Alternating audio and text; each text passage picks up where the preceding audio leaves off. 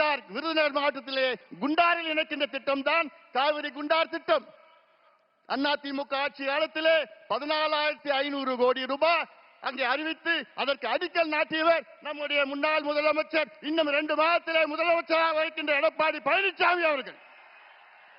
ஆனால் அந்த திட்டத்தை கிடப்பிலே போட்டு விட்டார்கள்.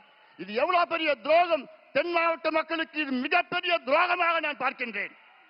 இந்த திட்டத்தினால் கிட்டத்தட்ட கரூர், புதுக்கோட்டை, சிவகங்கை, ராமநாதபுரம், விருதுநகர் மாவட்டம் இதெல்லாம் 60 லட்சம் பேர் பயன்பெறுகின்ற இந்த திட்டம்.